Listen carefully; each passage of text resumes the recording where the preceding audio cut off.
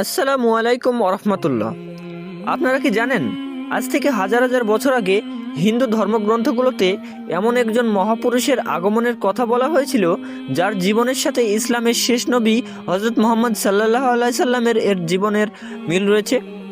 হিন্দু শাস্ত্রে সেই কল্কি অবতার আর ইসলামের শেষ নবী কি তবে একই ব্যক্তি? আজকের ভিডিওতে আমরা কোনো বিতর্ক নয়, বরং প্রাচীন ধর্মগ্রন্থগুলোর কিছু চমকপ্রদ তথ্য নিয়ে আপনাদের সামনে তুলে ধরব।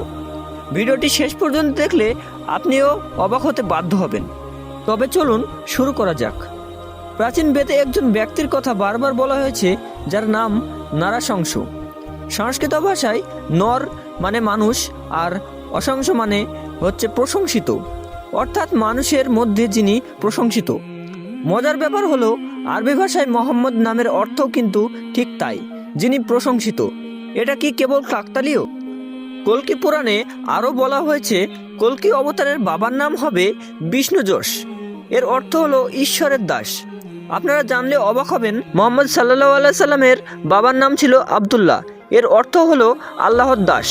আবার কল্কি অবতারের মায়ের নাম বলা হয়েছে সুমতি, যার অর্থ শান্তিময় বা নিরাপদ। আর নবীজির মায়ের নাম ছিল আমিনা, যার অর্থ পরম শান্তিময়।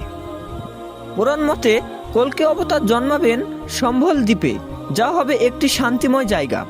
মক্কা শহরকে কিন্তু আগে থেকেই শান্তির শহর বলা হয়। এছাড়া বলা হয়েছে তিনি মাসের 12 তারিখে জন্মাবেন।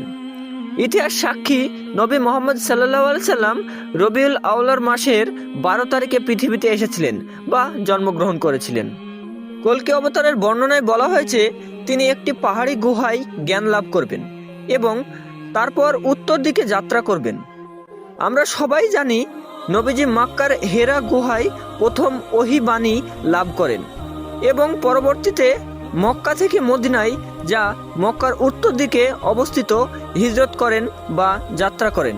এখন শেষ কথা হচ্ছে, এই মিলগুলো দেখার পর পৃথিবীর অনেক বড় বড় পণ্ডিত ও গবেষক মনে করেন যে প্রাচীন ধর্মগ্রন্থগুলোতে আসলে নবী মোহাম্মদ সাল্লাল্লাহু আলাইহি সাল্লামের আসার আগাম খবর দেওয়া হয়েছিল।